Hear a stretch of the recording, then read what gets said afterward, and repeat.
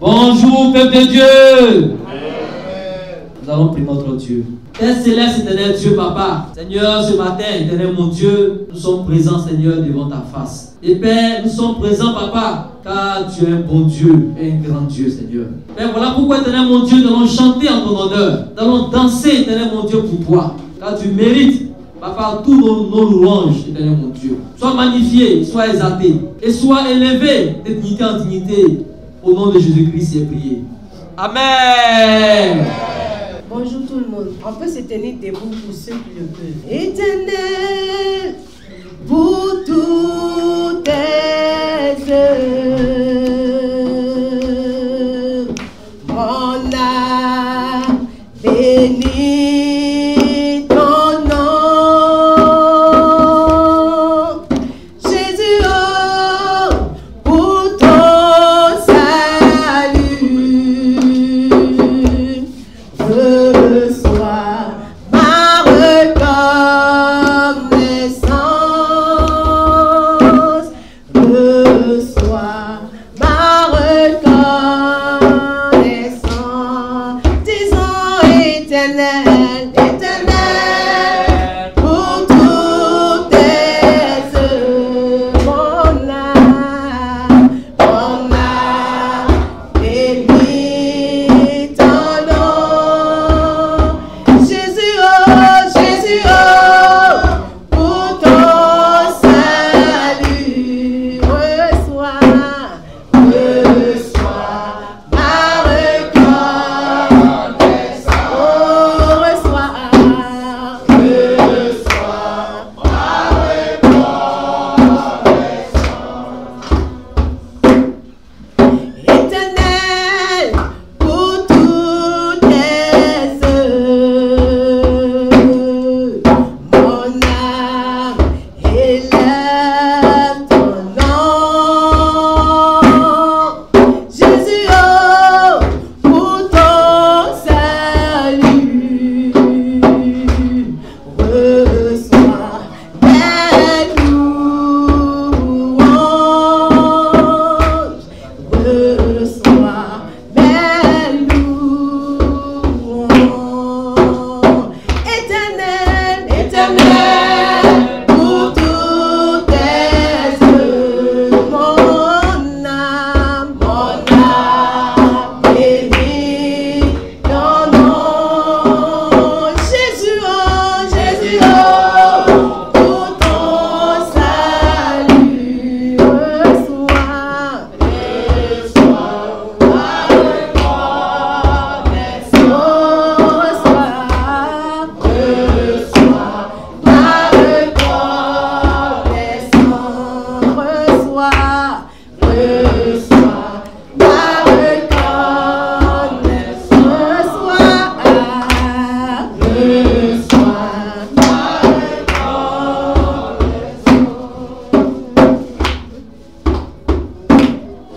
Éternel, pour toutes tes œuvres, mon âme acclame ton nom. Jésus, oh, pour ton salut, reçois mes louanges, reçois mes louanges.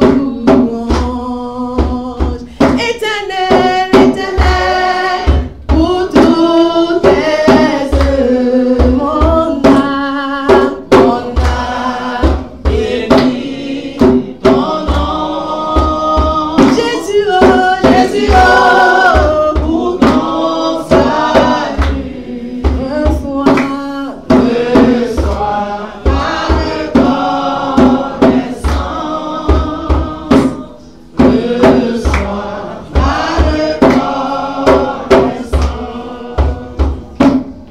je veux m'enraciner en toi, Jésus, oh, quand viendront le vent et la tempête, donne-moi de résister.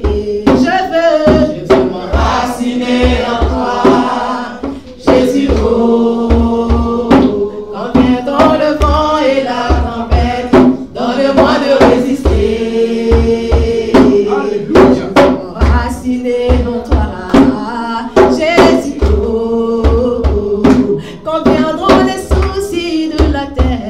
Donne-moi de résister. Je veux m'enraciner en toi. Jésus, oh. Dans le vent et la tempête, donne-moi de résister. On m'a dit que tu soutenais, soutiens-moi, ne me laisse pas tomber. On m'a dit que tu guérissais, guéris-moi, ne me laisse pas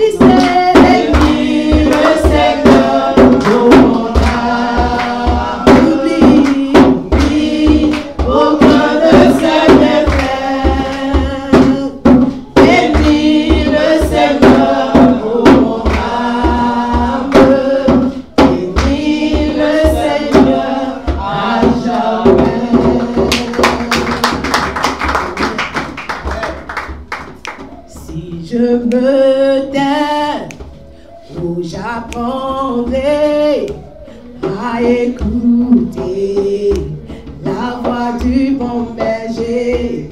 Quand je l'entends, oui, je comprends qu'il a payé pour ma liberté. Quand je t'ouvre mon cœur, je te vois, Seigneur. Quand je t'ouvre mon cœur, je t'entends me parler. Et ta loi dans mon cœur, Seigneur, aide-moi pour que je puisse marcher toujours dans tes voies. Si je me tais, si je me tais, où j'apprendrai à écouter la voix du bon berger. Quand je l'entends, oui, je comprends qu'il a payé pour ma liberté. Quand je t'ouvre mon cœur, je vois, Seigneur. Quand je t'ouvre mon cœur, je t'entends me parler. Et ta loi dans mon cœur, toujours demeure. Et ta vie à chaque heure, coule comme un torrent. Coule, coule, coule comme un torrent. Coule, coule, coule comme un torrent. Coule, coule, coule comme un torrent. Ta joie coule, coule, coule comme un torrent. Ton amour coule, coule, coule. Et ta paix coule, coule, coule comme un ta grâce coule, coule, coule comme un ton amour coule, coule, coule comme un ta bénédiction coule, coule, coule et ta paix coule, coule, coule ta joie coule, coule, coule comme un torrent.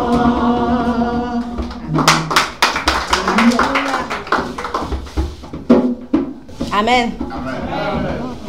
Nous allons louer encore le Seigneur ce matin. Est-ce que tu peux acclamer le Seigneur, le Dieu, le Dieu, le Seigneur, le roi des rois? Je le loue avec ma voix. Je le loue avec ma voix. Je le loue avec ma voix. Je le loue avec ma voix. Je le loue avec ma voix. Je le loue avec ma voix. Je le loue avec ma voix. Je le loue avec ma voix. Alléluia. Alléluia. Le batteur, tu peux aller un peu plus rapidement. Alléluia. Amen. Je le loue avec ma voix. Je le loue avec ma voix. Je le loue avec ma voix. Je le loue avec ma voix. Je le loue avec ma voix. Je le loue avec ma voix. S'il me manque la voix, hey! S'il me manque les mains, s'il me manque les pieds, et s'il me manque la main, et s'il me manque la main, je le loue avec ma voix. On y va. Je le loue avec ma voix.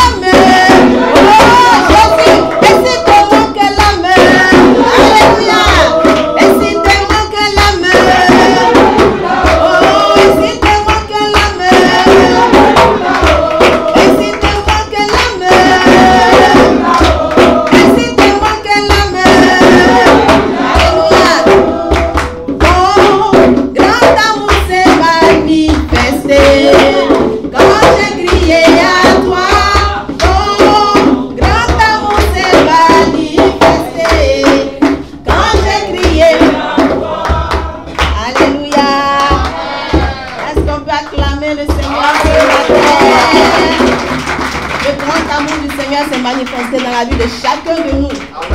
Alors ce matin, mon frère, ma soeur, élève la voix et chante ton Dieu, s'il te plaît. Le batteur.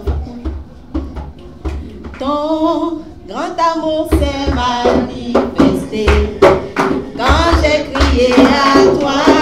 Ton grand amour s'est manifesté quand j'ai crié à vous. Ton grand amour s'est manifesté quand j'ai crié à toi. Ton grand amour s'est manifesté quand j'ai crié à toi.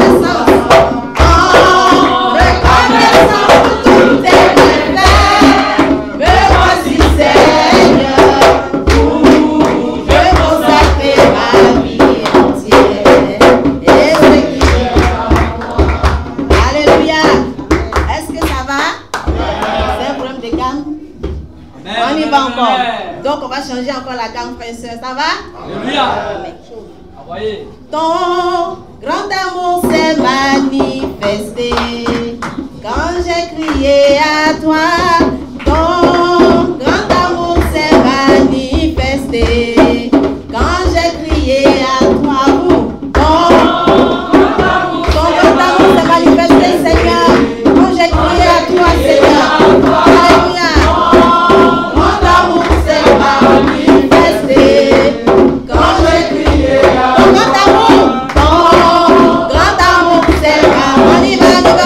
On y va, on chante le Seigneur ce matin.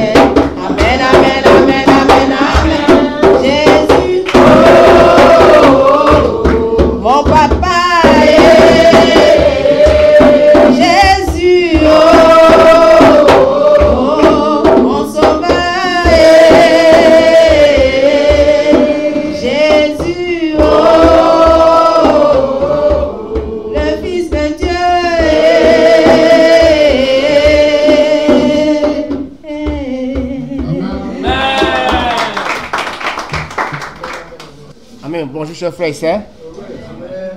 Et c'est là pour la prière. Prions. Père Céleste, Dieu Tout-Puissant, Papa, ce matin, c'est un honneur, c'est un privilège pour nous de venir vers toi, nous te dire merci. Père, merci pour ce jour, 1er septembre 2023, quelle grâce au Dieu. Père, on a commencé au mois passé avec beaucoup de personnes, ceux qui sont mieux que nous, qui aujourd'hui sont plus là. Nous sommes là ce matin parce que tu nous aimes tellement, oh Dieu. C'est parce que nous sommes parfaits, parfaites. C'est parce que, Père, nous sommes dignes. C'est par ta grâce, oh Dieu. C'est pourquoi, Père, donne-nous en toute chose des reconnaissants pour la vie, des reconnaissants pour tout le qu'on habille, qu'on avait soif, des reconnaissants pour nos familles, des reconnaissants, Père, pour chaque aspect de notre vie, pour nos activités, pour nos épreuves, pour tout. Parce que la Bible dit que rien ne peut nous arriver sans ton accord, oh Dieu. Merci, Père, pour ton église. Merci pour chaque frère, chaque sœur. Merci pour les mariés. Merci pour les célibataires. Merci pour les enfants. Merci pour ton église. Dieu Tout-Puissant, Père, ton église a besoin de toi. Père, oh Dieu, les mariés ont besoin de toi. Les célibataires ont besoin de toi. Les enfants ont besoin de toi. Père, merci parce qu'ils sont convaincus qu'avec toi, tout est possible, oh Dieu. Ils sont convaincus qu'avec toi, demain sera meilleur. Donne-nous, Père, de ne pas vivre selon la chair, de vivre selon l'esprit, oh Dieu. La Bible dit que, Père, aujourd'hui, Père, c'est comme avec toi, Père, que rien n'est impossible avec toi. Des difficultés qu'on peut passer au Dieu, c'est pour un temps au Dieu. Donne-nous des connaissances de toi. Donne-nous des plans au mot, parce que tu es parfait. Tu es grand. Aucune situation, Père, au-dessus de toi, au Dieu. Tu es le même hier, aujourd'hui et pour toujours, Dieu. Je vais te dire merci pour ce culte. Ben, on a besoin de toi, Père. Merci pour les frères qui vont faire le pas du Seigneur. Collecte. Mais c'est principalement prier que de passe par tous les frères et sœurs qui sont passés ici, pour nous évacuer ton message, pour nous apprendre à vivre pour toi, et comprendre qu'avec toi, Père, nous sommes là pour te lever, nous sommes là pour évangéliser, pour étudier la Bible, au Dieu, pour sauver beaucoup de personnes, au Dieu. La Côte d'Ivoire a besoin de toi. Donne-nous, Père, au Dieu, prends ça en cœur, que nos devoirs, en tant que disciples, c'est de faire plaisir au Dieu, de faire plaisir de nos frères et sœurs, nos familles, nos amis, notre Père, oh Dieu, notre collègues, donne-nous, oh Dieu, à chaque chose, à chaque occasion, de parler de toi, oh Dieu. Père, merci pour ce matin. Merci pour ce 1er septembre 2023. Merci pour chaque aspect de notre vie. Merci, Père, pour nos mariages. Père, merci pour les célibataires. Merci pour nos défis. Merci pour tout. Nous sommes convaincus que tu as élu, tu l'as exaucé. Exauce-nous ce matin, Dieu. Transforme la vie dans nos vies, Père, en bénédiction. Ceux qui sont malades, accorde la guérison. La Bible dit que le docteur peut soigner, Père. C'est toi qui guéris. Tu as guéri nos maladies. Guéris nos maladies physiques.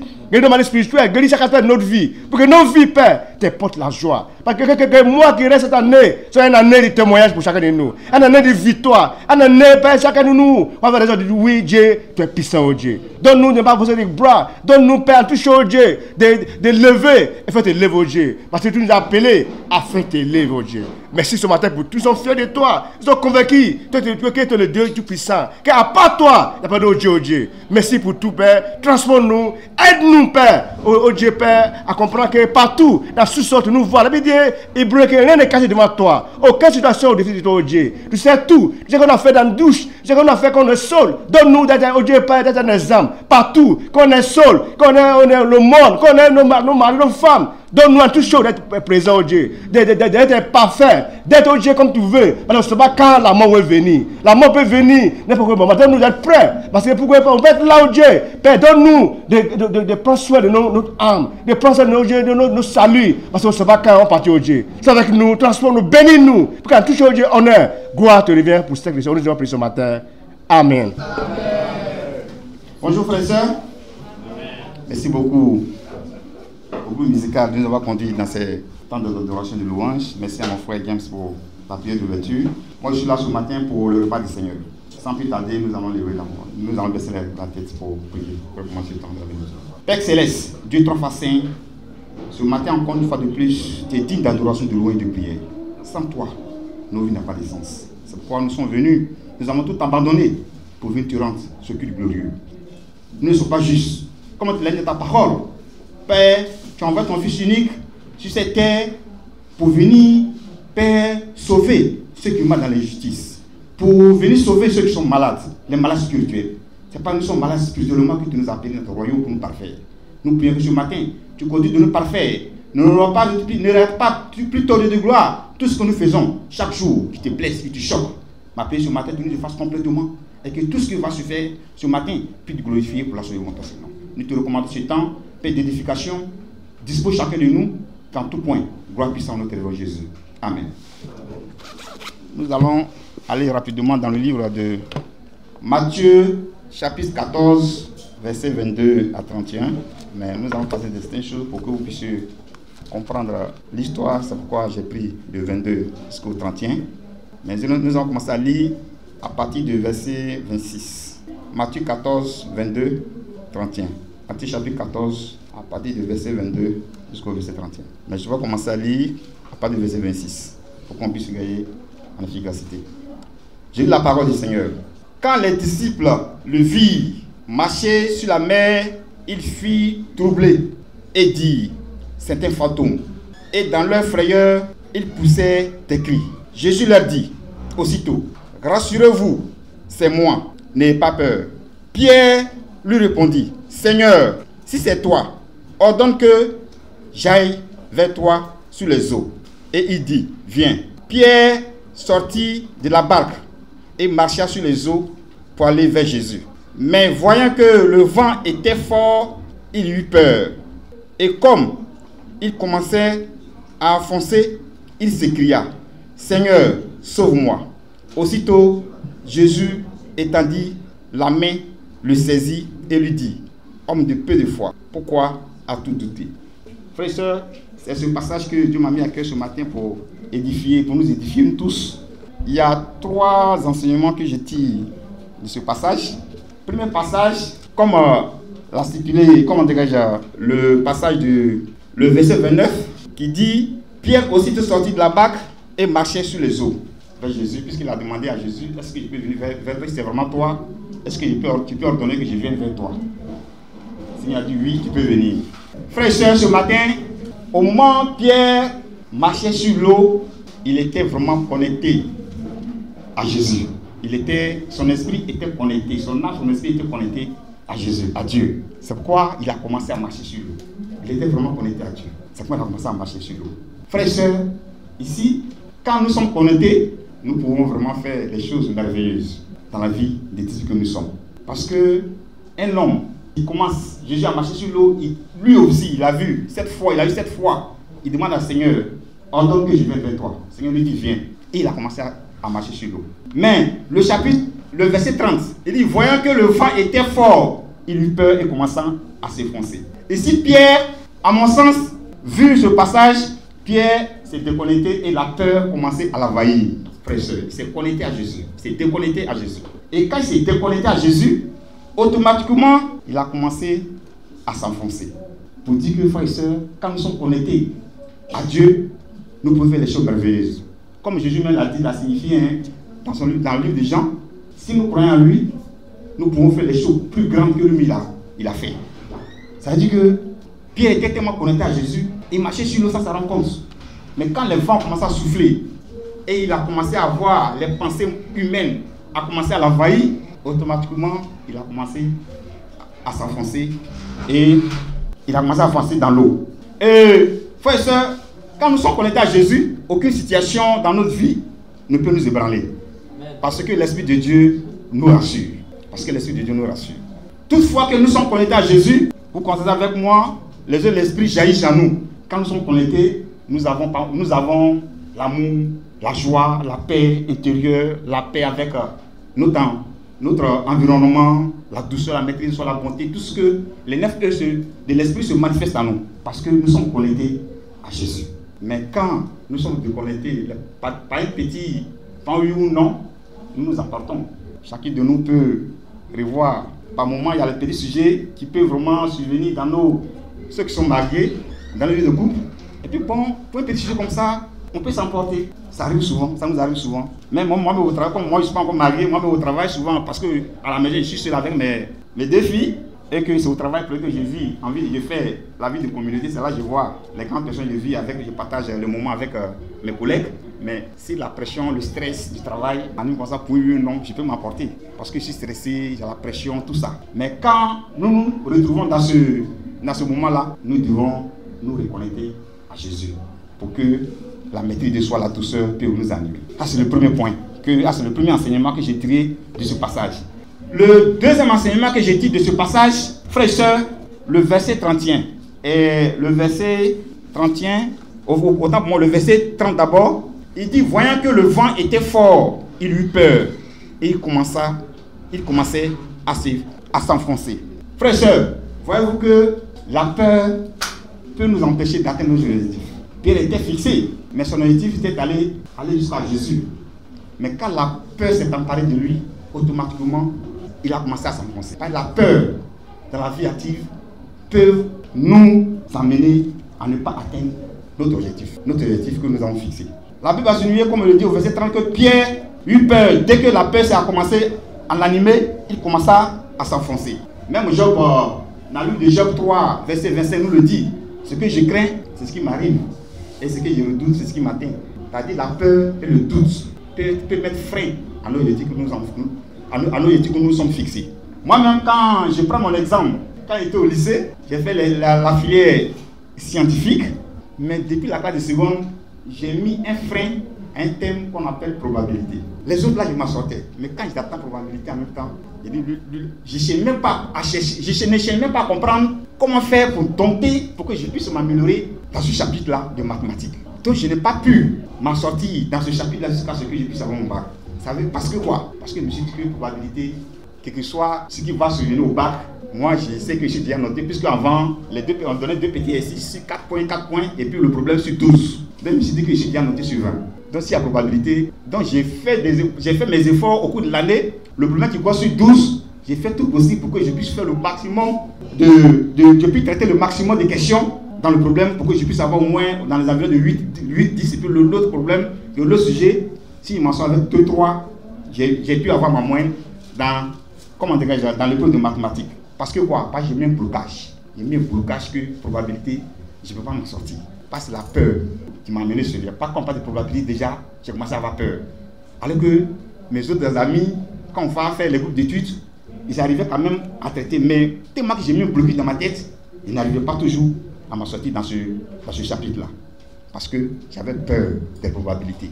Frères et sœurs, quand nous avons peur, nous pouvons mettre frein à notre réussite. Quand nous avons peur de cette situation de la vie active, nous pouvons mettre frein à notre succès. Maintenant, c'est encore le deuxième point, la peur et le doute peuvent nous empêcher d'atteindre nos objectifs. C'est ce qui a animé notre frère Pierre. La peur et le doute s'est emparé de lui.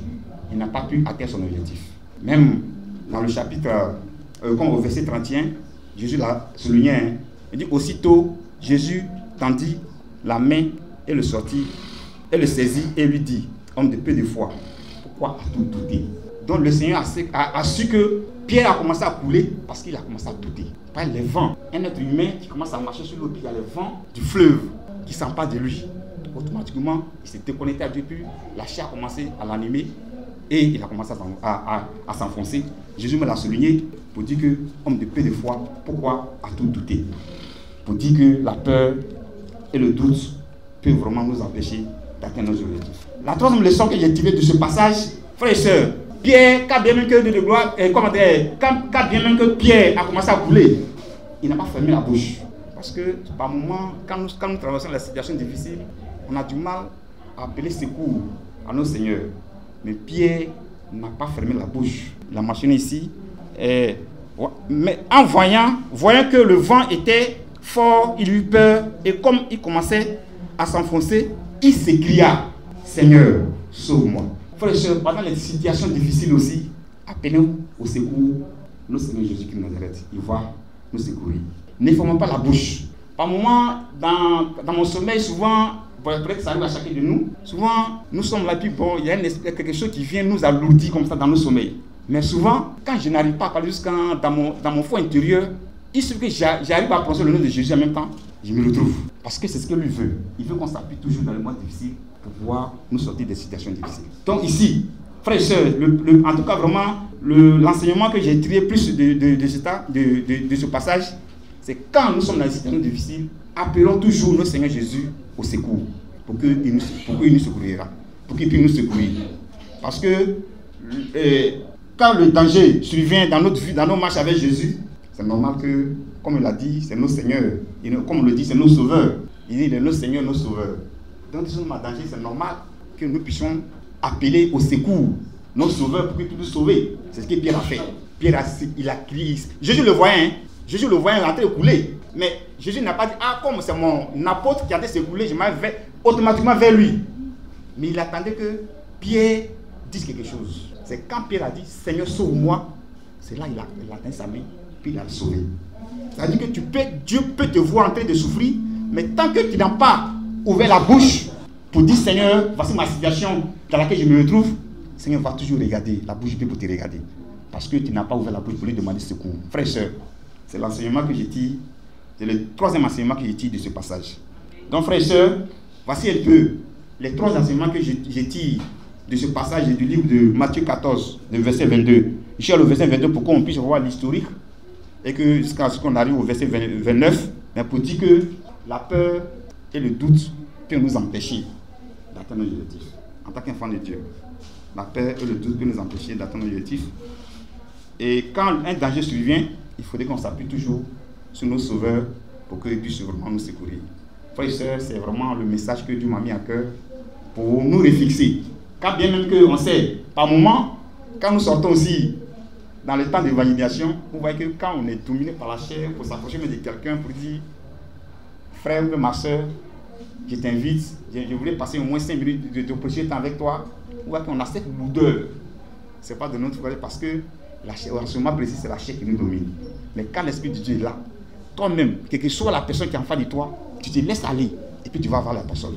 Ça veut dire que nous recommandons, en tout cas vraiment, Dieu nous recommande d'être toujours connectés avec lui pour que l'Esprit de Dieu puisse nous conduire.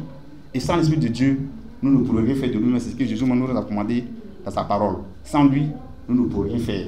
Donc frères et sœurs, connectez-nous à l'Esprit de Dieu pour que nous puissions vraiment pratiquer les œuvres de son Esprit Saint. Baissons la tête, prions pour le cœur. Père Céleste, ce matin, je voulais bénir ton nom. Merci de gloire de nous avoir réfléchi sur la croix. Père, par moment, nous sommes avec toi, mais par moment, dans la vie active, certaines situations peuvent vraiment nous effrayer et nous peuvent vraiment nous amener à douter de notre foi. Mais toi, tu dis depuis ça, de toujours nous connecter à ta parole et pour que nous puissions vraiment dompter la peur et le doute. Ce matin, nous voulons vraiment réfléchir sur ta parole. Pour que vraiment, quand bien même que depuis ça, nous allons traverser les situations difficiles, nous puissions vraiment toujours t'appeler, secours, pour que tu puisses vraiment intervenir en notre faveur. Merci de gloire de prendre le contrôle de la vie de chacun de nous. Merci de nous avoir effacé pour tous nos manquements au cours de la semaine écoulée.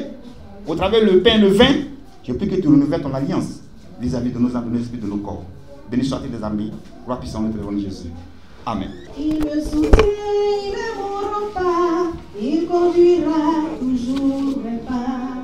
Ma vie est en Jésus, je sais qu'en lui je suis victorieux. Il me soutient, il est mon rempart, il conduira toujours mes pas. Ma vie est en Jésus, je sais qu'en lui je suis victorieux. L'orage viendra, le vent soufflera, les soucis m'accableront. Toujours il me soutient, toujours il combattra. Jésus est présent, je ne crains rien. Ma vie est en Jésus, je sais qu'en lui je suis victorieux. Il me soutient, il est mon rempart, il conduira toujours mes pas. Ma vie est en Jésus, je sais qu'en lui je suis victorieux. L'orage viendra, le vent soufflera, les soucis m'accableront. Toujours il me soutient, toujours il combattra. Jésus est présent, je ne crains rien. Ma vie est en Jésus, je sais qu'en lui je suis victorieux. Si Jésus-Christ, qui est le roi des rois, a donné sa vie pour nous sauver tous, alors mon frère, nous devons donc à notre tour donner donner nos vies, toutes nos vies à nos prochains. Alors ma sœur, nous demandons à notre tour, donner nos vies, toutes nos vies à nos prochains. Il me soutient, il est mon rempart, il conduira toujours mes pas. Ma vie est en Jésus, je sais qu'en lui je suis victorieux. L'orage viendra, le vent soufflera, les soucis m'accableront. Toujours il me soutient, toujours il combattra. Jésus est présent, je ne crains rien. Ma vie est en Jésus, je sais qu'en lui je suis victorieux.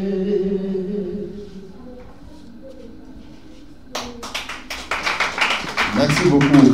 Les adolescents sont priés de descendre pour passer le temps avec leurs dirigeants.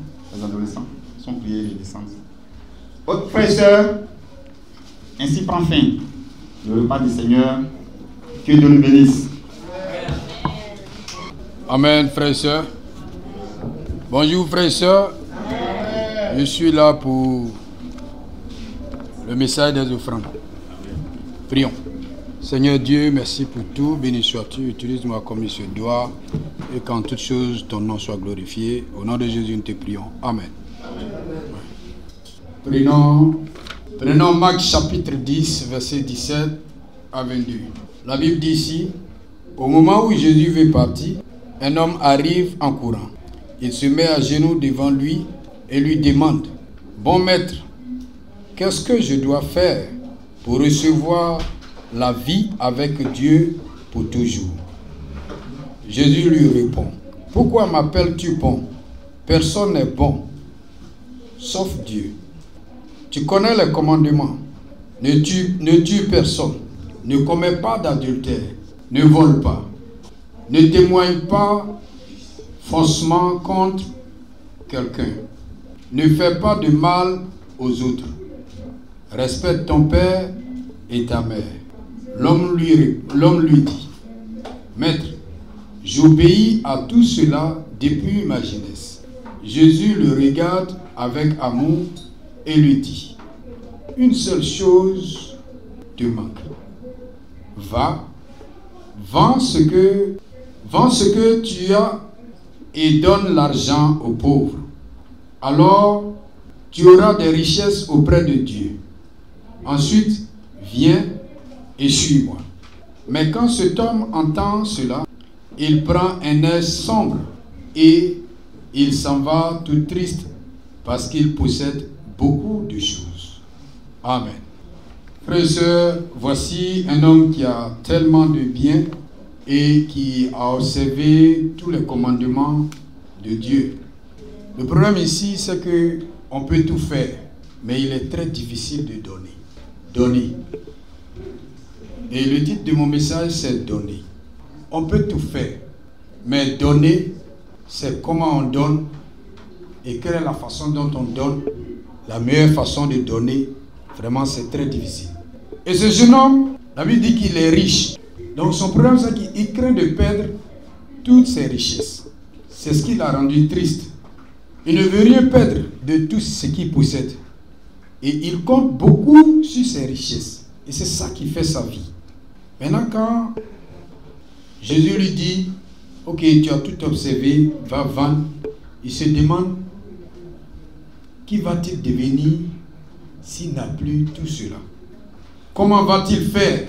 Ou bien comment va-t-il vivre? Oui. Et le problème, ce n'est pas qu'il n'a pas observé les lois, ce n'est pas parce qu'il n'est pas bon.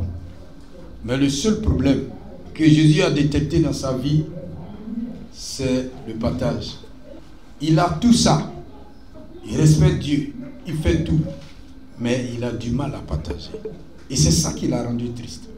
Parce que si ce n'était pas un problème pour lui, s'il a pu observer les autres commandements, il ne serait pas triste. Et quand j'ai parcouru la Bible, ce que j'ai lu, c'est Marc chapitre 10, verset 17 à 22. Et quand j'ai parcouru la Bible, en faisant des recherches en Marc chapitre 8, verset 34, Jésus avait posé les conditions pour ceux qui veulent le suivre. Et il y a même qui a dit qu'il allait dire au revoir à ses parents, tout ça là avant de venir. Et Jésus a posé, il a dit de laisser tout ça là et de venir le suivre. Et pour ce gars, lui, son souci, ce n'est pas le problème de laisser tout ça là, de laisser l'autre vie et autres, mais le problème, c'est son argent. Je sais qu'il y a certains qui ont dit, je vais aller dire au revoir à mon père, je vais aller enterrer ma famille et toutes ces choses. Mais lui, tout cela n'était pas son problème. Le seul problème qu'il a, c'est de partager ce qu'il a. Et Jésus avait dit quelque chose on va aller lisons rapidement Marc 8. Marc chapitre 10. Jésus avait dit cela et quand il allait un peu devant, il disait ici, Marc chapitre 10 toujours, il disait ici, il avait dit que il serait difficile aux hommes, aux riches d'entrer dans le royaume des cieux. Et ça, Pierre n'avait pas compris. Et ça posait un problème à Pierre. Pierre a dit, nous avons tout abandonné pour te suivre. Maintenant, Jésus a dit ici, au verset 27, toujours dans le chapitre 10, au verset 27, il dit, Jésus les regarde et leur dit, pour les hommes, c'est impossible, mais non pour Dieu. En effet, pour Dieu, tout est possible. En fait, quand Jésus a dit que ceux qui seront riches, il serait difficile pour eux de rentrer dans le royaume des cieux, Pierre est un pécheur. Je sais que par moment même, Pierre avait pris de grandes quantités. Et dans le groupe de ceux qui suivent Jésus, il y a des hommes nantis qui donnaient les moyens pour pouvoir faire l'œuvre. Et quand Pierre a vu tout cela, lui, il n'avait pas l'argent, mais il a tout abandonné. Si ça va être difficile pour les riches de rentrer dans le royaume des cieux, lui-même, il n'a rien là, il va faire comment? Et Jésus lui a dit que ce n'est pas tout ce qu'on possède là. Jésus veut lui faire comprendre que si on s'appuie sur lui, peu importe ce qu'on a, qu'on ait des grands moyens ou pas, si on s'appuie sur lui, on peut y arriver.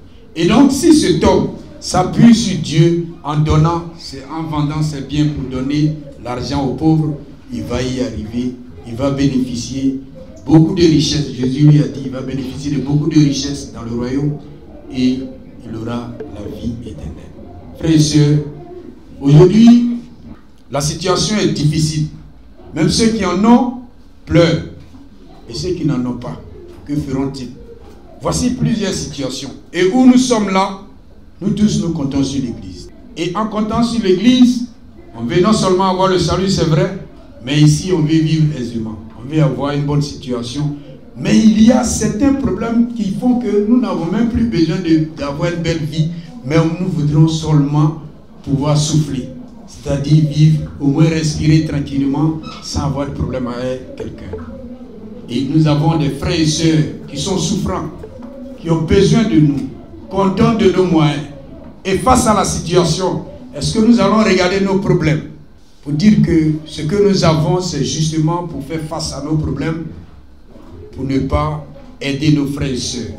Il y a des élèves à scolariser. Il y en a qui ont pu être inscrits, par contre d'autres sont encore là. Et même ceux qui sont inscrits, il y a des difficultés pour pouvoir leur offrir des fournitures pour aller au cours. Et donc tout ça là, si on veut regarder à nous sur notre situation, je pense qu'on va faire comme ce jeune homme qui se demandait que fera-t-il, comment va-t-il vivre, et cela l'a rendu triste, il n'a pas pu suivre Jésus. Il ne faudrait pas que cela fasse un frein dans notre relation avec Dieu. Appuyons-nous sur Dieu. Et je pense que si on a pu partager le peu qu'on a, Dieu prendra soin de nous également pour pouvoir résoudre nos problèmes. Et donc je suis là pour les offrandes. Jésus avait dit à cet homme, quand on va au verset 29 à 30, il dit ici, excusez-moi, au verset 29 à 30, Jésus dit ici, Jésus lui répond, je vous le dis, c'est la vérité. Si quelqu'un quitte Si quelqu'un quitte maison, frère, soeur, mère, père, enfant, champ, dans d'autres versions on dit terre, à cause de moi et de la bonne nouvelle, cette personne recevra 100 fois dès maintenant, 100 fois dès maintenant dans ce monde, elle recevra des maisons, des frères, des sœurs, des mères, des enfants et des champs. En même temps, elle souffrira à cause de moi. Et dans ce monde qui vient, elle recevra la vie avec Dieu pour toujours.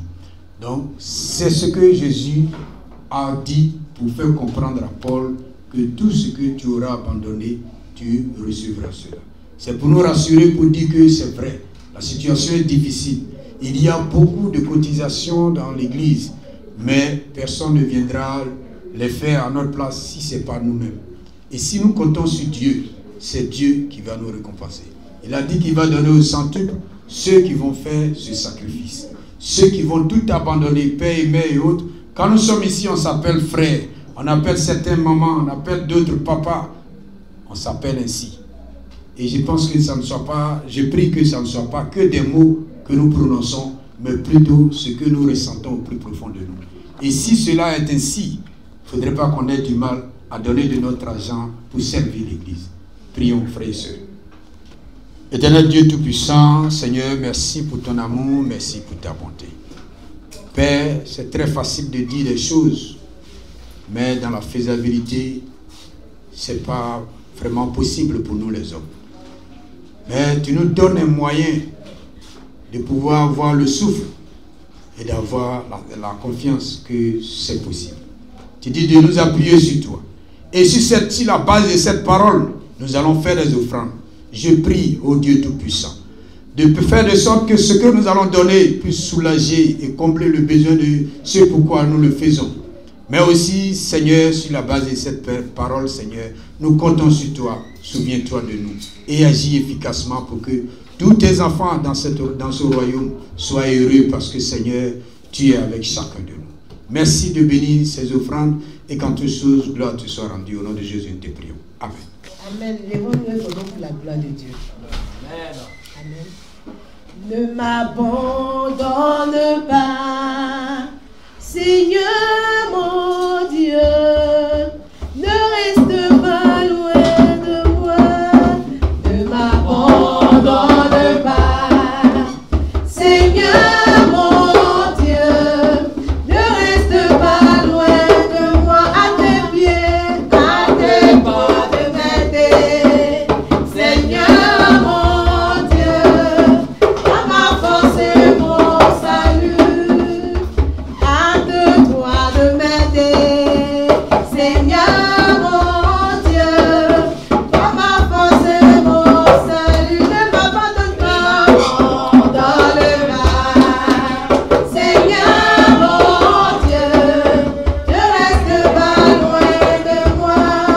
Ne m'abandonne pas, Seigneur mon Dieu, ne reste pas loin de moi. Hâte-toi de m'aider, Seigneur mon Dieu, toi ma force et mon salut. Hâte-toi de m'aider, Seigneur mon Dieu, toi ma force et mon salut.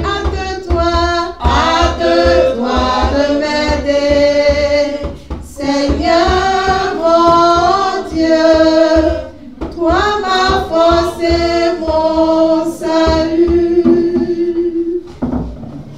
Éternel Dieu, Seigneur Tout-Puissant, merci. Père, c'est toi qui nous as encouragés, nous fortifiés, mais surtout c'est toi qui nous donnes. Et tu nous demandes, Seigneur éternel mon Dieu, de t'imiter. Nous avons donné ce que nous pouvons. Nous te prions, éternel mon Dieu, de fructifier cela et de l'utiliser à bon escient afin que nos frères et sœurs, nos enfants soient soulagés et que l'Église se sente mieux, Seigneur. Merci parce que Seigneur, toi tu te souviens toujours de tes enfants qui se sacrifient pour toi et remplis nos différents greniers quand toutes choses. Gloire et honneur te soient rendus au nom de Jésus, nous t'avons prié. Amen. Amen. Merci beaucoup. Bonjour les frères et sœurs. Amen. Amen. Nous sommes donc arrivés au moment donc, de notre exhortation. Amen. Alors, notre frère Yamien, je charge de vous dire encore qu'il vous salue. Cette fois-ci, il est en déplacement. Il a été invité encore à l'intérieur du pays. Il est à Daloa. Ce matin, normalement, où il est censé animer un séminaire pour les mariés. Amen. Amen. Voilà. Donc, notre dirigeant, il est beaucoup sollicité. Amen. Donc, ce matin, j'ai encore la lourde tâche et donc la crainte une fois de plus encore d'encourager le peuple de Dieu. Amen. Amen. Et nous continuons toujours sur le même thème. Amen. C'est toujours l'évangélisation. Et aujourd'hui, de façon plus précise, ce sera sur la prière. Amen. Baissons la tête et prions. Père Céleste, Seigneur, tu es Dieu et tu es roi. Tu es souverain. Tu sais toutes choses. Tu connais toutes choses. Tu sais pourquoi depuis un bon bout de temps, tu ne fais que nous demander de parler de l'évangélisation. Père, tu es parfait. Tu vois plus loin que nous, Seigneur. Nous pouvons poser des actes aujourd'hui sans en connaître vraiment la portée. Mais toi, tu sais ce que cela va produire d'ici un mois, d'ici des années même, Seigneur. Nous voulons nous recommander en tes mains et te prier, Seigneur Dieu Tout-Puissant, ce matin, de nous assister, de nous conduire, de nous guider. Seigneur, dispose les cœurs. Fais disparaître tout ce qui est alourdissement, tout ce qui est sommeil, tout ce qui est fatigue, tout ce qui est paresse. Et quand nous-mêmes, Seigneur, notre cœur batte, Seigneur, que notre cœur batte pour chercher Dieu, afin que, Seigneur Dieu Tout-Puissant, nous soyons présents lorsque toi-même, tu vas nous interpeller ce matin. Gloire, honneur à toi. Béni sois-tu, au nom de Christ, Père, t'avons prié. Amen. Amen. Donc, comme je disais, le thème, c'est l'évangélisation, 2 points, la prière au centre. Amen. La prière doit être au centre. Acte chapitre 4. Acte chapitre 4. Nous allons prendre du verset 21 au verset 31. On va lire un peu long. Acte chapitre 4, du verset 21, verset 31. Commençons plutôt du verset 23. Après avoir été relâchés, ils allèrent vers les leurs. Alors, je vais situer un peu le contexte. Voici à l'aube de l'église, nous sommes donc au début de l'église, et les apôtres prêchent. Il vers 15 heures, ils sont encore allés au temple. Et là, Pierre avait guéri un paralytique. Donc, les prêtres, les sacrificateurs, ils n'étaient pas contents parce que toute la ville était en train d'accourir, d'aller vers les apôtres, vers les frères et sœurs pour devenir chrétiens. Or, eux, ils combattent le mouvement du Christ. Donc, s'ils voient qu'il y a un mouvement où les gens sont en train d'aller vers ceux qu'ils combattent, bien évidemment, cela les met dans tous leurs états. Ils étaient en colère. Ils ont donc arrêté les apôtres et ils leur ont dit clairement d'arrêter de faire des miracles, d'arrêter de prêcher au nom de Jésus. Alors, à l'issue de cela, ils les ont relâchés. Et donc, nous allons voir qu'est-ce qui s'est passé à la suite de cela. Après avoir, donc, au verset 23, après avoir été relâchés, ils allèrent vers les leurs, il s'agit donc des apôtres, et racontaient tout ce que les principaux sacrificateurs et les anciens leur avaient dit.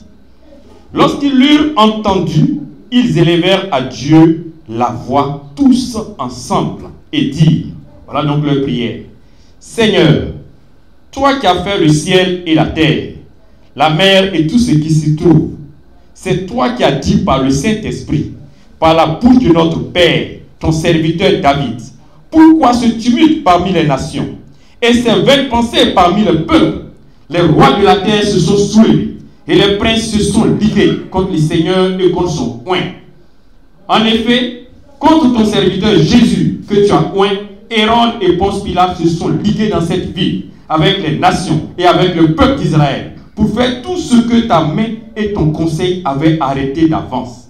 Et maintenant, Seigneur, vois leurs menaces et donne à tes serviteurs d'annoncer ta parole avec une pleine assurance, en étendant ta main pour qu'il se fasse des guérisons, des miracles et des prodiges par le nom de ton saint serviteur Jésus. Quand ils eurent prié, le lieu où ils étaient assemblés trembla. Ils furent tous remplis du Saint-Esprit et ils annonçaient la parole de Dieu avec assurance. Amen. Amen. Waouh. Voici ici les apôtres qui ont été relâchés et qui vont retrouver les autres frères et sœurs. Quel a été leur premier réflexe? Ils ont décidé simplement de prier tous ensemble. Pourquoi? Parce qu'on les empêchait d'évangéliser. Et on leur a dit clairement, n'annoncez plus ce Jésus. Ne parlez plus de Jésus. Alors, comment retrouver l'assurance? Des gens qu'on a menacés. Face à la menace, généralement c'est la peur. On se pose des questions. Qu'est-ce qui va se passer? Qu'est-ce qu'on doit faire? Ils ont décidé de se mettre tous en prière. Et ce qui est frappant dans la prière, c'est qu'ils ont dit, mais c'est pourquoi ce tumulte parmi les nations et ces vaines pensées parmi le peuple? Et ça, cela concerne ceux qui nous visitent. Quand les apôtres prient, ils s'arrêtent. Ils disent, mais pourquoi nous qui évangélisons, pourquoi nous qui annonçons Jésus, les gens sont contre nous? Et c'est en quelque sorte comme un cri de colère. Et ces vaines pensées parmi les peuples, parce que vous vous fatiguez. Ce qui est vain, c'est ce qui n'a pas de portée. On t'invite, tu es là, tu viens, on te parle. Mais bon, c'est les discours, c'est les ceci, c'est les cela. Mais généralement, on se trompe énormément. Ils sont indignés parce que ce monde-là n'est même pas digne d'eux. En réalité, comme le monde n'était pas digne de Jésus, mais Jésus s'est fait petit. Ils ont craché sur Jésus, comme ils l'ont dit dans leur prière. Ils l'ont méprisé, pensant qu'ils étaient supérieurs à lui, alors qu'il n'était en réalité rien devant Jésus. Et c'est comme ça parfois le monde voit les disciples. Lorsqu'ils apportent l'évangile, on te méprise. Mais en réalité, ceux qui te méprisent là, ils ne valent même pas ton talent devant Dieu. Et donc nous, on ne peut pas être mal à l'aise parce que quelqu'un qui ne vaut même pas ton talent te méprise. Parce que toi, tu es le fils de Dieu. Tu es un enfant de Dieu. Amen. Ces serviteurs sont des gens déjà gâtés. Nous avons déjà parlé de ça ici une fois, la différence entre les enfants de Dieu et les serviteurs de Dieu. À plus forte raison, les étrangers, ceux du dehors. Qui sont-ils? Donc les apôtres marquent déjà leur position. Et ils sont forts, ils sont réconfortés en eux-mêmes. Les rois de la terre se sont soulevés et les princes se sont ligués contre les seigneurs et contre son oint. Mais tout sera pour rien. Amen. Amen. Et la partie qui va faire l'objet de notre étude vraiment ce matin, il dit, et maintenant Seigneur, vois leurs menaces et donne à tes serviteurs d'annoncer ta parole avec une pleine assurance, en étendant ta main pour qu'il se fasse des guérisons, des miracles et des prodiges par le nom de ton saint serviteur Jésus. Amen. Amen. Ça veut dire quoi? Lorsque nous allons évangéliser, quand nous allons parler de Dieu, les apôtres cherchaient un soutien. Et pour eux, ce soutien était quelque chose d'évident qui allait les accompagner. C'était quoi? Les guérisons, les miracles, et puis bien sûr des prodiges. Et des prodiges. Mais avant cela, il faut d'abord demander une pleine assurance. Amen. Donc nous allons voir 4 points ce matin. Premier point, une pleine assurance. Amen. Amen. C'est quoi une pleine assurance? C'est ne pas se laisser affaiblir par quoi que ce soit. C'est ne pas se laisser inquiéter par quoi que ce soit. Être rempli d'assurance, c'est être inébranlable. Et c'est être sûr de ce qu'on veut dire. C'est être sûr de ce qu'on va faire. Et quand c'est comme ça, peu importe les mouvements qui ont lieu autour de nous, on est serein. On est imperturbable. Et c'est ce que les apôtres recherchaient en premier lieu. Que Dieu nous donne d'être des personnes sereines. Amen. Amen. Que Dieu nous donne d'être des personnes imperturbables. Sereines. Remplis d'assurance. Parce que nous sommes remplis aussi de la parole de Dieu. Amen. Amen. Alors, qu'est-ce qui nous donne vraiment l'assurance? Parfois, ça peut être l'expérience avec Dieu. Nous avons plusieurs fois été sauvés par Dieu. Dieu est capable de nous sauver quel que soit le problème auquel nous pouvons être confrontés. Et que chacun même examine sa propre vie. Si nous sommes là ce matin, c'est parce qu'on a été déjà plusieurs fois sauvés de beaucoup de situations. Depuis l'enfance jusqu'à maintenant. Et déjà à partir de ces exemples, on peut déjà se baser là-dessus pour dire, ah, il y a eu en telle année, j'ai été gravement malade, Dieu m'a sauvé. Une fois que j'ai traversé la route, il y a une voiture qui a failli me renverser, Dieu m'a sauvé. Une fois même, on n'a pas eu me jeter en prison, on ne sait pas qu'est-ce qui s'est passé, Dieu m'a sauvé. Et en se basant sur ce que Dieu a déjà fait avec nous, nous gagnons en assurance. Et quand nous lisons les Écritures, quand nous voyons aussi ce que Dieu fait à travers les Écritures, nous gagnons encore en assurance. Parce que la parole de Dieu est la vérité. Amen. Et l'apôtre Paul va dire, c'est la puissance dont Dieu se sert pour sauver le monde. Ce n'est pas une autre puissance, c'est la seule puissance dont Dieu se sert. Cela nous invite à être vraiment des exemples. Nous parlons d'évangélisation, mais le premier moyen d'évangélisation, c'est d'abord notre exemple. Et quand nous sommes remplis d'assurance, nous faisons ce qu'il faut. On n'est pas victime de la pression des autres. On n'est pas victime du regard des autres. Mais nous nous conduisons selon ce que Dieu nous a dit de faire. Peu importe comment les gens vont passer, qu'est-ce qu'ils vont faire. Plus tard, ils vont nous rejoindre dans notre position. Au début, ça a l'air compliqué. Tu es dans le quartier, on te fait ça. Tu trouves que ce n'est pas juste. Tu ne fais pas. Ce n'est pas grave. Et parfois même, tu es un peu isolé.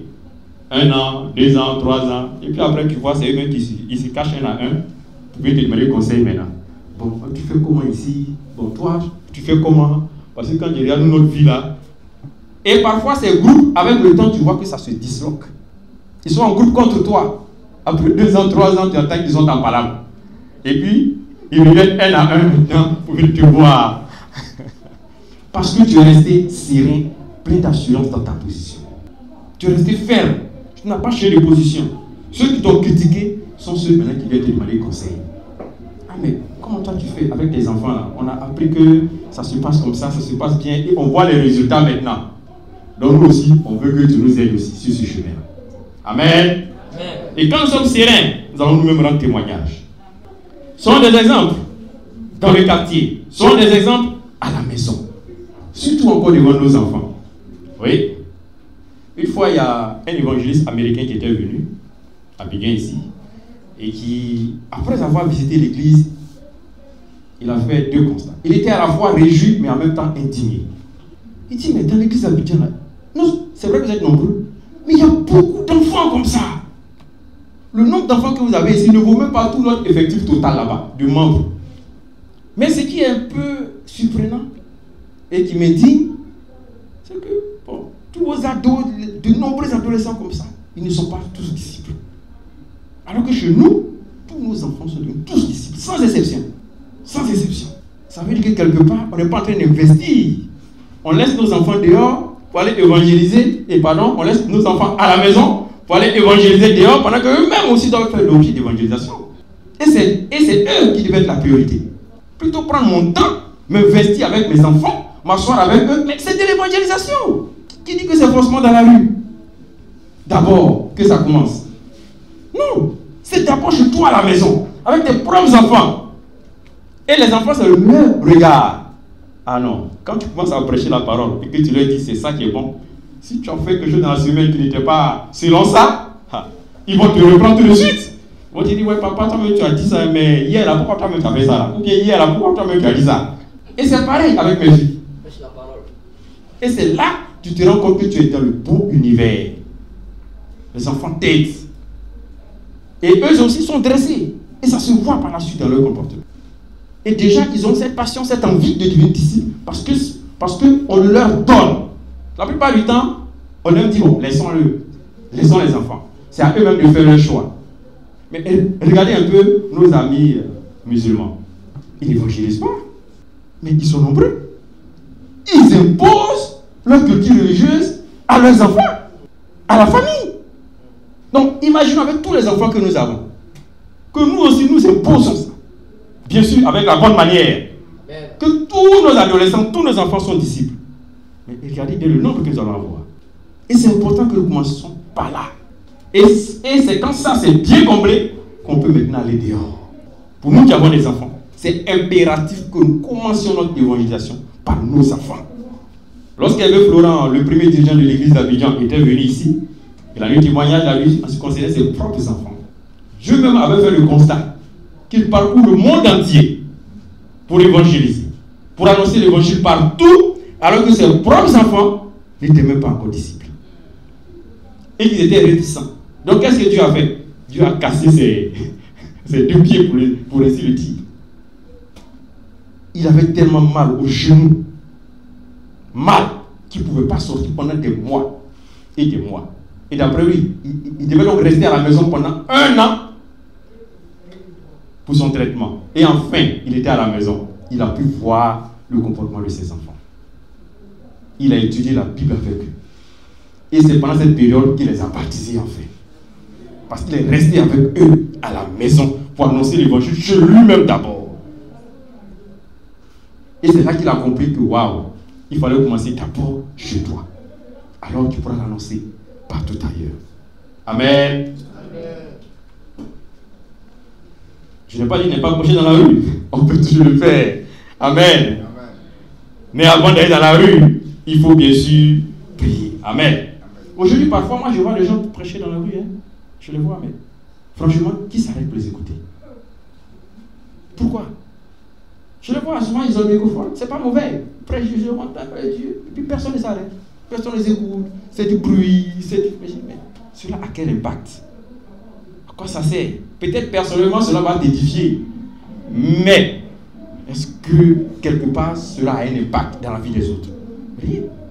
Mais je me rappelle, au moment où nous, on prêchait encore fort dans le plateau,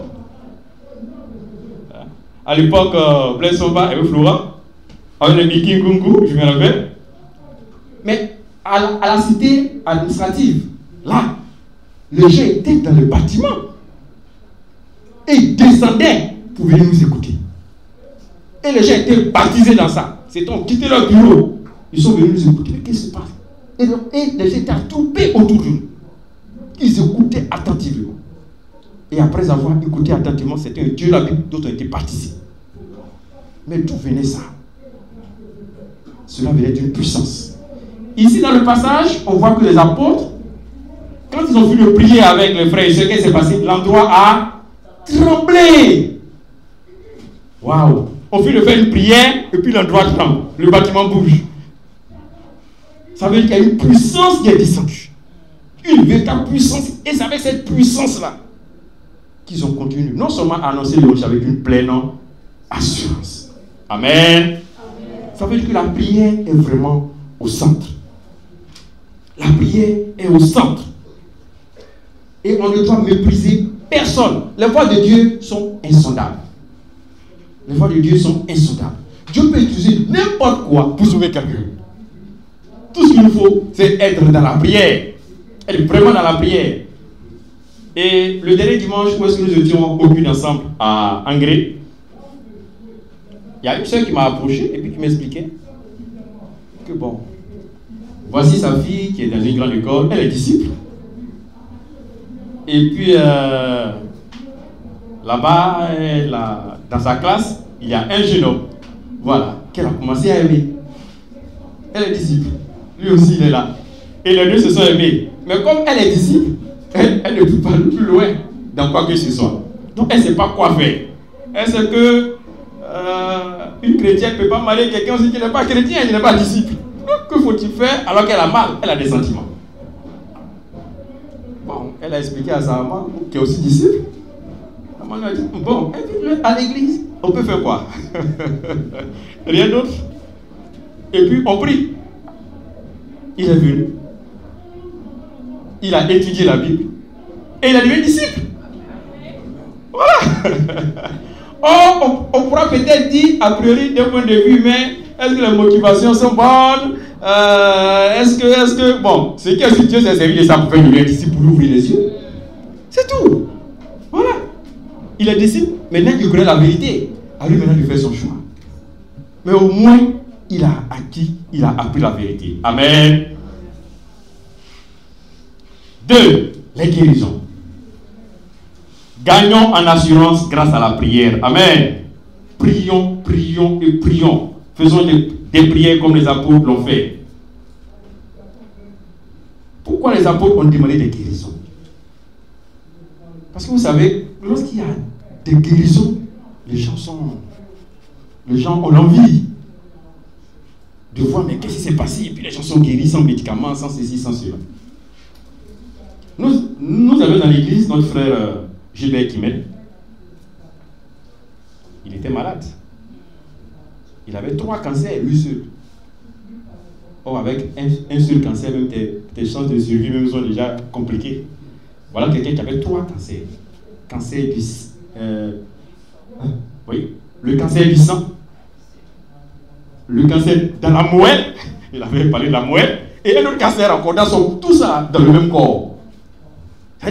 Il n'avait aucune chance de s'en sortir. Et c'est le médecin qui le traitait, qui était disciple. Et c'est lui qui lui a dit de croire en Jésus, que Jésus peut le guérir. Lui-même qui est médecin, dit ça là. Sur le plan médical, il n'y a pas de solution. C'est fini. Il était jeune étudiant. Sur son lit, peut-être même qu'il était en train de pleurer. Tous mes rêves sont partis, mais ceci, cela. Mais le voilà qui est guéri à 100%. Et il avait plusieurs médecins. Donc il y avait un autre médecin qui n'était pas disciple. Mais lui, il est devenu disciple grâce à ça. Parce qu'il s'est opéré une guérison miraculeuse, inattendue. Il dit waouh, incroyable. Vous voyez, lorsqu'il y a des guérisons pareilles, les gens aussi sont convertis autour de nous. Les gens sont convertis grâce à cela. Troisième point que les apôtres ont soulevé, ce sont les miracles. Les miracles encouragent les gens. Et il faut que nous ne recherchions. Il n'y a pas de mal à ce qu'il y ait des guérisons miraculeuses ou encore des miracles dans nos vies. Au contraire, c'est ça. C'est ça qui va accompagner notre prédication, notre témoignage. Nous connaissons tous notre évangéliste Francis d'Assez. Qu'est-ce qu'on n'a pas dit sur la stérilité de sa femme? Qu'elle n'allait jamais avoir d'enfant. Jamais. Selon la médecine. Mais ils ont eu jumeaux. Ils ont même 3 enfants. Ils ont eu plus. Vous voyez? 4 maintenant. Voilà. 4. Voilà, super. Un garçon, une fille et les jumeaux. C'est eux qui nous dirigeaient à Bobo lorsqu'on a été baptisé nouvellement. Donc on est peut-être au courant de l'histoire dès le début. Ils étaient encore ils étaient jeunes mariés, ils n'avaient pas d'enfants. C'est assez difficile. C'est plus tard, quand ils ont quitté Bobo, qu'on a appris qu'ils ont fait des enfants. Donc c'est possible. Dieu fait des miracles. Amen. Dieu fait des miracles. Amen. Amen. Et ces miracles nous accompagnent dans notre prédication. Ils ont aussi demandé des prodiges. Les prodiges, ce sont les choses étonnantes. Et si tu suis toi-même ta vie, tu vas voir qu'il y a eu des miracles, mais qu'il y a eu aussi des choses prodigieuses. Des choses surprenantes. Des choses étonnantes. Moi, par exemple, quand je suis devenu disciple, en tout cas, je ne savais pas que mon comportement avait changé. Parce que moi, j'habitais chez mon oncle. Bon, pour moi, je suis devenu disciple. Je fais tous mes efforts pour vivre ma vie de disciple. Mais l'épouse de mon oncle, qui était à la maison, qui me connaissait, et lui là, qu'est-ce qui se passe? Il a changé, hein? Et c'est quelque temps après, puisqu'il y avait des frères et soeurs qui me visitaient, qui venaient aussi à la maison, donc c'est quelque temps après qu'elle a su que moi j'ai été baptisé. Donc tout se dit, je comprends maintenant qu'est-ce qui se passe.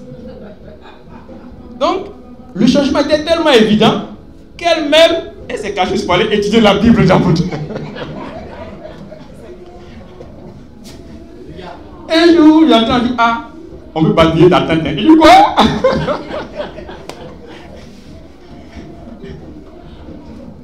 Et effectivement, nous étions là le jour du baptême, et c'est là qu'il a eu un témoignage. Vous dites franchement, ce qui m'a touché, c'est le changement de comportement de ce monsieur-là. Parce que c'était un cas grave à la maison. Et puis après, je constate subitement que tout a changé. Qu'est-ce qui se passe? Donc ça, c'était un prodige pour elle. Que quelqu'un puisse changer complètement comme ça. Et après elle, il y a son mari aussi qui a été baptisé. Il y avait notre cousin aussi qui habitait avec nous qui a été baptisé. Et ainsi de suite. Nous sommes devenus pratiquement 7 dans la famille qui avait été baptisée. Amen. Amen. Et c'est comme ça que Dieu gagne. d'abord chez nous, autour de nous. Amen. Il y a eu un autre prodige sur lequel je voudrais aussi revenir. J'en avais déjà parlé, mais comme ça fait des années, il est toujours bon de revenir. C'est ce que Dieu fait. Il s'agissait de l'histoire de notre première télévision, ma femme et moi, lorsque nous sommes mariés. On passait dans le plateau, puisque nous sommes au plateau, et on a vu un poste téléviseur. Ah, ce poste téléviseur, franchement, ça nous plaît. Hein? On n'a pas de poste téléviseur, nous sommes jeunes couple. On vient à peine d'être mariés, un mois, et on voit un joli poste téléviseur qui nous plaît. On a pris le prix, on dit bon, on va s'apprêter, on va voir comment est-ce qu'on peut l'acquérir, mais actuellement, on n'est pas prêt. Parce que vous savez tous, hein, après le mariage, dans l'immédiat là, ah, c'est toujours chaud. Donc, on a laissé. Et c'était dans le même mois qu'il y avait la fête des mères au plateau. Donc, à l'occasion de cette fête des mères, ma femme, elle est partie. Elle est partie, et donc, pendant la fête, on donnait des petits tickets de tombola. Pendant la fête. Voilà. Et après, on allait faire un tirage au sort. Donc, ils ont partagé les tickets. Ma femme a pris son ticket. Le tirage au sort arrive. On tire elle son ticket. Et on dit celle qui a tel numéro, c'est elle qui gagne le poste téléviseur. Moi, j'étais à la maison, hein, je ne suis pas parti. J'étais assis à la maison tranquille. Elle m'appelle. Elle dit wow. J'ai dit mais c'est quoi? Elle dit wow. On a gagné. Il dit on a gagné quoi? Le poste téléviseur là. Le même poste téléviseur qu'on voulait là. Vous voyez comment Dieu fait des choses extraordinaires. Dans le même poste téléviseur, c'était pas un autre. Exactement. Elle a gagné plus celle complète de Pâques en plus encore. Et lorsque on voit ces gens de prodiges, on dit waouh, Dieu est vivant, Dieu est présent. Et franchement, ça a encouragé. Et partant de là, elle s'est fait beaucoup d'amis en même temps dans le quartier. C'est dans ça qu'elle a connu plusieurs femmes dans le quartier. Parce que Dieu avait accompli ce prodige-là pour nous. Amen. 2 Thessaloniciens 3, verset 1. Nous allons conclure avec ça. Donc, prions pour qu'il y ait des prodiges, des miracles, des guérisons et gagnons en assurance. Amen. 2 Thessaloniciens 3, verset 1. 2 Thessaloniciens 3, verset 1. Au reste, frères, priez pour nous, afin que la parole du Seigneur se répande et soit glorifiée comme elle l'est chez vous. Amen. Donc, prions pour que l'évangile se répande. Prions pour que l'évangile se répande. Et comme les apôtres l'ont fait, ils ont prié pour ça. Si nous voulons voir les gens être sauvés autour de nous, c'est dans la prière. Et la prière doit être au centre. Ne faisons pas comme cette étudiante qui avait une compo à 13h. Elle avait sa composition à 13h. Et elle allait voir les sœurs pour dire, ah, j'ai un examen. Donc priez pour moi à partir de 14h. Parce que la compo, c'était de 15h, c'était de 13h jusqu'à 16h. Donc, les sœurs lui ont demandé, mais pourquoi tu veux qu'on commence à prier à partir de 14h alors que c'est à 13h la compo commence? Elle dit non, je vais me débrouiller d'abord pour voir un peu. Maintenant, en coup de route là-bas, venez me soutenir. Vous voyez? Elle a mis la prière quelque part au milieu là-bas. Non, la prière doit être en début. Amen. Durant tout le processus, du début jusqu'à la fin. Amen. Ça doit pas être quelque part là-bas. Donc on doit prier. Avant même tout, on doit prier. Amen. Prions aussi pour les prédicateurs, pour ceux même qui prêchent la parole, pour ceux qui annoncent la parole. Prions pour ceux qui étudient la Bible. Amen. Prions tout simplement pour l'évangélisation. Amen. Et à l'instar des apôtres, nous allons prier simplement ce matin pour recommander tout ce qui est évangélisation entre les mains de Dieu. Baissons la tête et prions. Père Céleste, Seigneur, tu es l'auteur de la foi. C'est toi qui mets en nous le vouloir et le faire. C'est toi qui envoies tes enfants évangéliser. C'est toi qui as dit que, Seigneur, de prier pour qu'il y ait des ouvriers dans ta moisson. C'est toi qui dis de prier afin que, Seigneur, il se passe des prodiges, des miracles. Ce matin, nous voulons nous recommander entre tes mains. Père, nous voulons te confier d'abord nous-mêmes. Nous te prions pour qu'il y ait des prodiges, des miracles et des guérisons dans notre maison. manifeste-toi, afin qu'à travers ce que tu vas faire dans nos maisons, dans notre église, Dieu Tout-Puissant, les gens de dehors puissent voir à quel point tu es vivant et qu'eux-mêmes puissent chercher à te rencontrer. Nous voulons te recommander nos enfants, Seigneur. Nous te prions pour que leur cœur se tourne vers toi, pour que leur cœur cherche Dieu, pour que leur âme même naturellement se tourne vers le Tout-Puissant que tu es. Nous voulons que tu les évangélises. Nous voulons que tu envoies les anges leur parler. Nous voulons que toi-même tu nous aides à nous investir pleinement dans leur vie afin de les amener à être des disciples.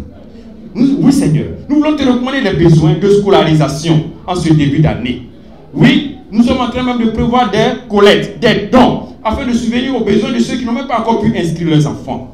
Quand le mercredi, j'ai entendu cette maman dire « Mes enfants n'ont pas encore pu s'inscrire, je ne les ai pas encore inscrits à l'école, ils n'ont pas encore commencé. » J'avais le cœur qui se déchirait, Seigneur. Mais Père, tu sais pourquoi cela est. Père, nous te prions que tu te serves de cette situation compliquée pour glorifier ton nom. Fasse qu'il y ait des miracles, fasse qu'il y ait des prodiges, fasse que des choses extraordinaires se passent pour que, Seigneur, mon Dieu, ces enfants-là puissent s'inscrire. Et que le quartier, l'entourage puisse voir comment tu sauves, comment tu délivres, afin que nous puissions rendre témoignage, Seigneur Dieu Tout-Puissant. Nous te prions pour ceux qui étudient la Bible, pour ceux qui nous visitent, qui viennent et qui ne sont pas encore baptisés. C'est toi qui touches les cœurs. Nous te recommandons leur âme, nous te recommandons leur esprit. Nous te prions de détruire ce qui fait obstacle, Seigneur mon Dieu, à leur entrée dans le royaume. Nous te prions de détruire les pensées qui sont inconvénientes, Seigneur. Nous te prions, Seigneur, mon Dieu, d'agir afin qu'eux-mêmes aient l'âme et le cœur qui les brûle. De ceux qui soient touchés afin qu'ils recherchent réellement toi, le seul et le véritable Sauveur. Nous te prions, Seigneur Dieu Tout-Puissant, afin que ta main soit vraiment sur ta maison, que ta main soit dans nos foyers, et que tout ce qui nous inquiète, tout ce qui nous bloque, tout ce qui nous affaiblit, tout ce qui peut nous terrifier, soit l'objet même, Seigneur, mon Dieu, de prodige de ta part, Seigneur. Et que tu transformes les obstacles en opportunités, Seigneur. Bénis ta maison, bénis ton église, au nom de Christ, Père, t'en prier. Amen. Que Dieu bénisse l'église.